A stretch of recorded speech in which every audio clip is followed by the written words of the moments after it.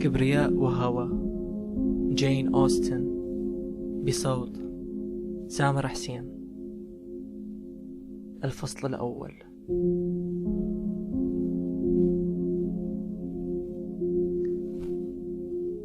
الكل يعرف أن هذا صحيح.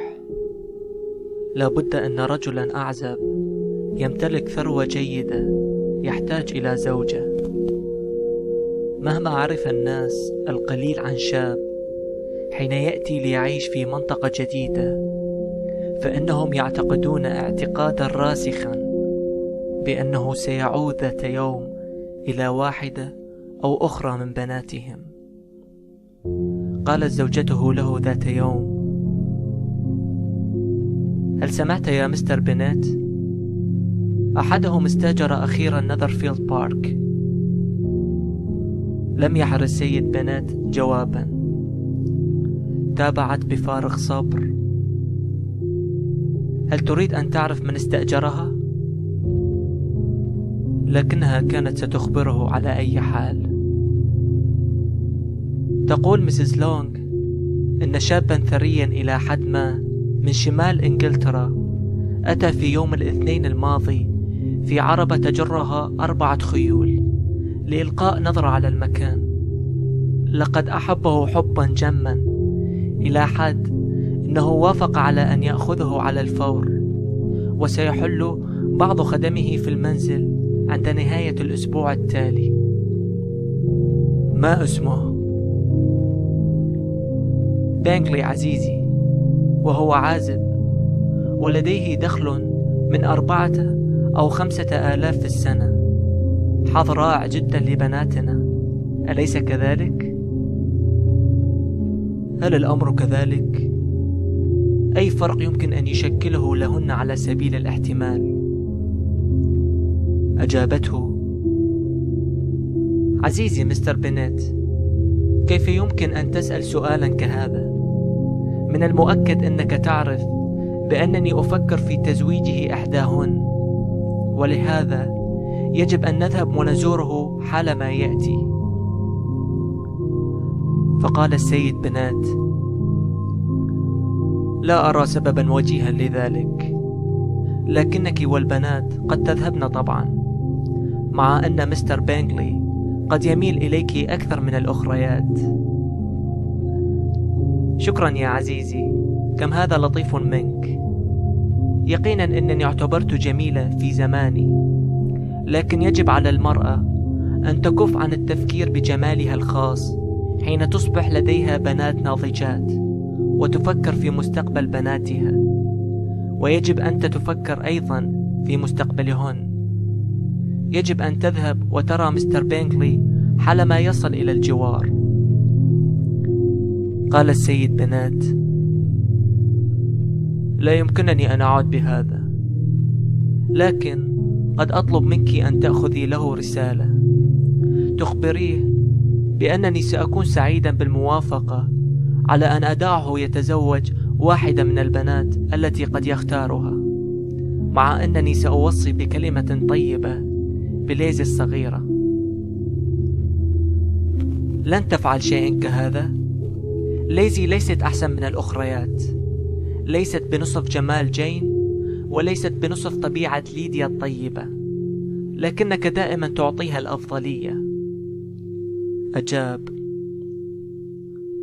ليس لدى أي منهن الكثير مما يوصى بهن. إنهن كلهن سخيفات وفارغات الرؤوس قدر البنات الأخريات، لكن ليزي أذكى من أخواتها. مستر بنت، كيف يمكنك أن تتحدث عن بناتك بهذه الطريقة؟ إنك تستمتع بإزعاجي، أنا أعرف هذا. أنت لا تفكر بأعصابي المسكينة حين تقول أشياء كتلك. في غضون 23 سنة من زواجهما لم تنجح السيدة بنت في فهم شخصية زوجها الغريبة. كانت هي تفهم على نحو أسهل. كانت امرأة محدودة الذكاء، تعرف القليل، وغالبا ما تكون سيئة المزاج، وتشكو من أعصابها حينما تكون غير سعيدة. كان هدفها الرئيسي في حياتها هو أن تزوج بناتها. كان السيد بنات في الحقيقة أحد أول الناس الذين زاروا السيد بينغلي بعد وصوله إلى نذرفيلد هول. نوى دائما في أن يزوره، مع أنه استمر يخبر زوجته بأنه لن يزوره. ولم يحدث إلا بحلول المساء أن أخبر زوجته وبناته بأنه قام بزيارة جارهن الجديد. انذهلت السيدات كما أمل، وكان مسرورا جدا من مزحته الصغيرة. صاحت زوجته: أوه، كم هذا حسن منك يا عزيزي مستر بنات. لقد عرفت بأنني سأقنعك بأن تذهب في النهاية. كم أنا مسرورة. يا لها من مزحة جيدة أيضا ألا تقول كلمة عن هذا حتى الآن. وقالت حين انسحب زوجها من الغرفة منهك القوى من انفعال زوجته: يا له من أبرع لديكن يا بنات. وانقضى باقي المساء بالتساؤل عن الزمن الذي سينقضي حتى يأتي السيد بينغلي لزيارتهم ردا على زيارة أبيهم، وما إذا كان يجب أن يدعونه إلى الغداء. كان من المستحيل على السيدة بنات أو على أي من بناتها أن يحملن السيد بنات على وصف السيد بينغلي وصفا مرضيا، وحاولن بطرق مختلفة بلا نجاح.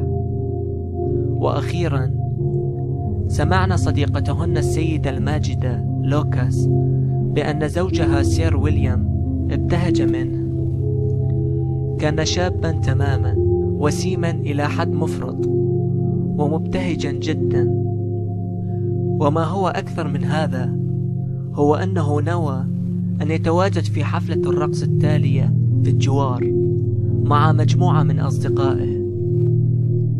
بعد أيام قليلة رد السيد بينغلي زيارة السيد بنات، وجلس معه في مكتبه لمدة حوالي 10 دقائق، وقد أمل في أن يقابل الفتيات الماجدات اللواتي سمع عن جمالهن الكثير، لكنه رأى فقط أباهن.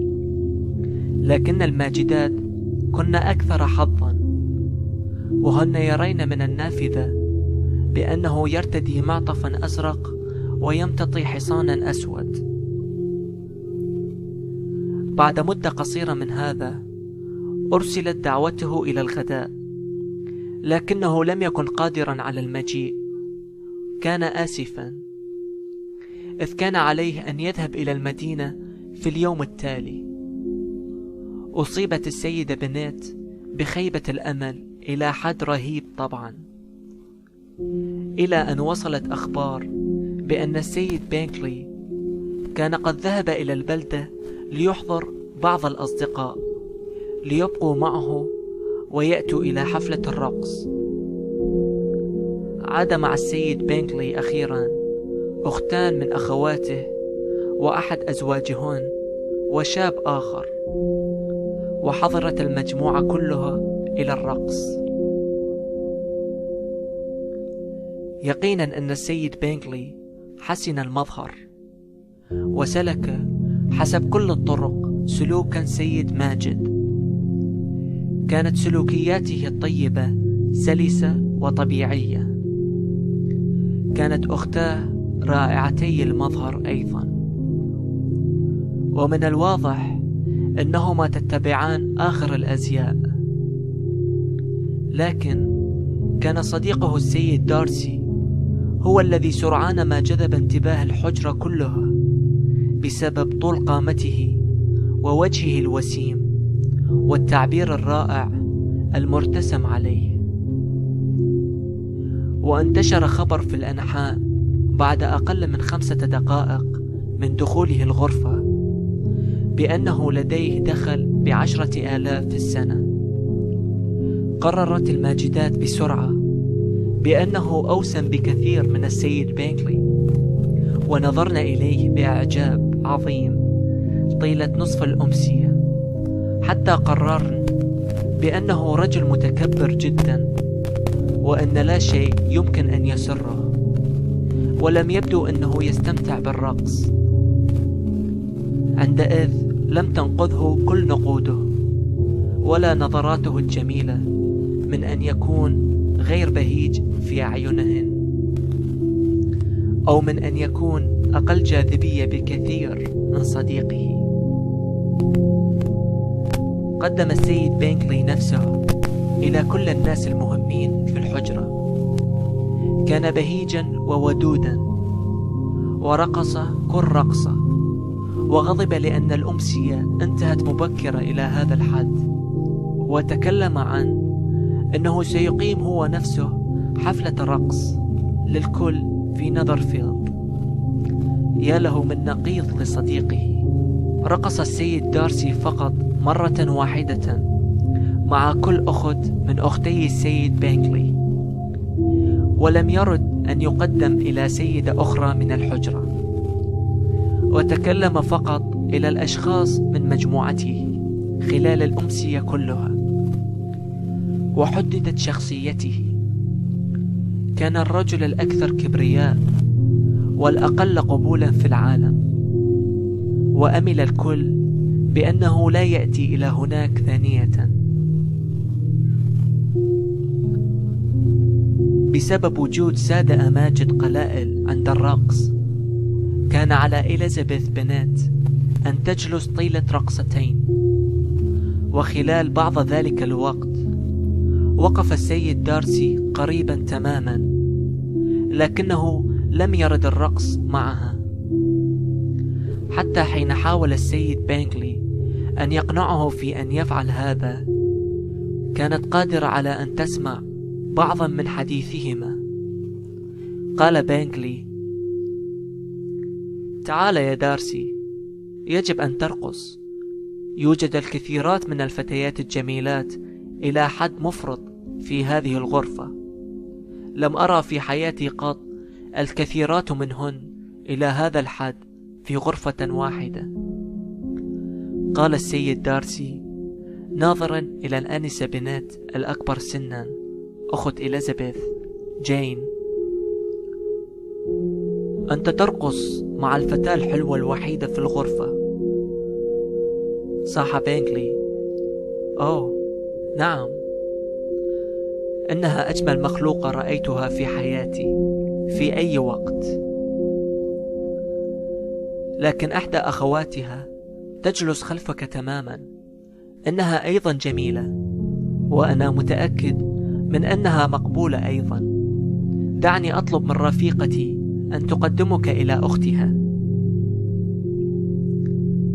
نظر السيد بنات حوله إلى إليزابيث، ثم استدار إلى صديقه، وتعبير بارد يرتسم على وجهه. إنها محتملة على ما أفترض، لكنها ليست جميلة حقا إلى حد يكفي لإغرائي. يحسن أن تعود إلى رفيقتك وتستمتع بابتسامتها. أنت تضيع وقتك معي. ذهب السيد بينغلي. ابتعد السيد دارسي، وتركت إليزابيث هنالك وهي لا تكن شعورا وديا نحوه على الإطلاق، لكنها ضحكت فيما بعد مع صديقاتها على ما كانت قد سمعت. كانت فتاة حيوية ومرحة، وتستمتع بالضحك على كل شيء سخيف. مضى باقي الأمسية على نحو جيد. سرت السيدة بنات لأن السيد بينغلي رقص مرتين مع ابنتها الأكبر سنا. كانت إليزابيث سعيدة لجين. وعدنا كلهن إلى البيت في لونغبورن، القرية التي يعشن فيها، بروح معنوية جيدة جدا. أخبرت السيدة بنات زوجها عن المساء كله بتفصيل كبير، ولكن على نحو خاص عن مدى إعجاب السيد بينغلي بجين، وكيف إنها كانت الفتاة الوحيدة في الغرفة التي رقص معها مرتين، وعن فظاظة السيد دارسي المروعة نحو إليزابيث. قالت: لكن إليزابيث لم تفقد الكثير لعدم إدخالها السرور إلى نفسه، لأنه رجل مرعب وغير مقبول إلى هذا الحد، ولا يستحق المسرة على الإطلاق. متكبر جدا، مشى هنا ومشى هناك، ظانا نفسه عظيما جدا. إنني أكره الرجل كثيرا. حين أصبحت جين وإليزابيث وحدهما، عبرت جين التي لم تكن قد قالت الكثير بعد عن السيد بينغلي لأختها عن إعجابها العظيم به. قالت: إنه تماما ما يجب أن يكون عليه شاب حساس ذو طبيعة طيبة حيوي، وأنا لم أرى أبدا سلوكيات جيدة كهذه طبيعية إلى حد كبير. أجابت إليزابيث ضاحكة: إنه أيضا وسيم، الحال يجب أن يكون عليه كل شاب أيضا إذا استطاع إلى هذا سبيلا، لذلك أعطيك إذني في أن تميلي إليه. أمضتا بعض الوقت في مناقشة السيد بينغلي وأختيه اللتين ستقيمان معه في نذرفيلد هول، واللتين رأت جين بأنهما كلتاهما فاتنتان، ولم تكن إليزابيث متأكدة إلى هذه الدرجة.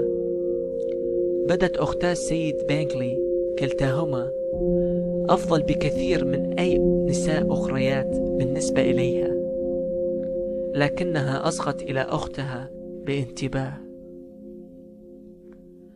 كانت بين السيد بينغلي والسيد دارسي صداقة قوية، ورغم شخصياتهما المختلفتين، وقد اعتمد بينغلي على ذكاء دارسي القوي وعلى حكمه الحازم والعادل على الأمور، مع أنه غالبا ما يكون خجولا ويبدو متزمتا ومتكبرا وسيء السلوك إلى حد ما مع الناس الآخرين. وهنا يمكن تميز السيد بينغلي. الكل يميلون إليه على الفور، لكن دارسي أغاظ الناس باستمرار، وقد بيّنت حفلة الرقص هذا الفرق بين الصديقين بوضوح. مع أن دارسي أقر فعلا أن أكبر آنسة من عائلة بنات جميلة، حتى وأن هي ابتسمت كثيرا جدا. وافقت أختا السيد بينغلي على هذا، وقالتا إنهما أعجبتا بها وأحبتاها، وأنهما يفكران إن بأنها فتاة حلوة، فتاة ترغبان في أن تعرفاها على نحو أفضل. كانت هذه توصية كافية للسيد بينغلي. لقد أحس بأنه حر في التفكير بالآنسة بنات كما يرغب. سرعان ما زارت سيدات لونغبورن الماجدات أولئك الذين في نذرفيلد، وردت زيارتهن. وجدت أختا السيد بينغلي سلوكيات الآنسة بنات بهيجة على نحو متزايد، مع أنهما وجدتا أمها غير محتملة، وشعرتا بأن الأخوات الأصغر سنا لسن جديرات بالكلام عنهن، ولكنهما كانتا سعيدتين في التعرف على جين وإليزابيث. كان من الواضح أيضا بأن السيد بينغلي نفسه بدأ يعجب بجين أكثر فأكثر، وأن جين كانت على وشك أن تقع في حبه إلى حد كبير جدا. كان قلق إليزابيث حول هذه النقطة فقط، وهي أن السيد بينغلي قد لا يدرك ما بدت أختها تشعر به نحوه. كانت جين حلوة ولطيفة جدا نحو كل إنسان، إلى درجة أن السيد بينغلي قد لا يتبين بأنها تشعر شعورا مختلفا نحوه. كانت إليزابيث مهتمة جدا بمراقبة تطورات علاقة أختها مع السيد بينغلي، حتى أنها أخفقت في أن تلاحظ أنها هي نفسها أصبحت موضوع بعض الاهتمام في عيني صديقه. لم يفكر السيد دارسي في البداية بأنها حلوة جدا، ودعاها بين أصدقائه بأنها محتملة فقط، ولكنه سرعان ما بدأ يرى أي تعبير جميل ينطبع هناك في عينيها الجميلتين الرماديتين، ومدى ذكاؤهما غير العادي. بدأ أيضا يلاحظ كم هو خفيف وبهيج قوامها، وأسر بمرح سلوكها السلس. لم تعرف هي طبعا شيئا عن هذا التغيير كله في مشاعره. بالنسبة إليها كان هو فقط رجلا بدا دائما غير مقبول، وأنه لم يكن قد فكر بأنها حلوة إلى حد كاف ليرقص معها. بدأ يرغب في أن يعرفها على نحو أفضل، وأرهف السمع لحديثها مع الأخريات كلما كانا في نفس الصحبة. لاحظت هذا وانزعجت منه، ظن أنه يصغي إليها لينتقد فقط ما كانت تقول. لذلك سرت سرورا عظيما برفضها الرقص معه حين طلب منها أن ترقص معه ذات مساء في منزل سير ويليام والسيدة الماجدة لوكاس. لكن رفضها لم يؤثر أي تأثير على الإضرار بالطريقة التي بدأ بها دارسي التفكير في إليزابيث. حتى أخت السيد بينغلي الصغيرة بدأت تلاحظ الطريقة التي راح يفكر فيها، ولم تكن مسرورة، لأنها كانت قد وضعت لنفسها خططا حيثما يتعلق الأمر بالسيد دارسي الثري الوسيم.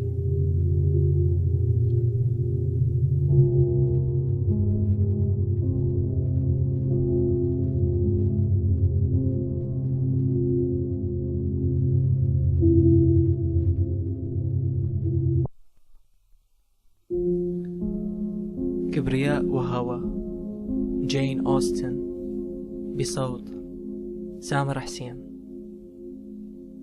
الفصل الأول.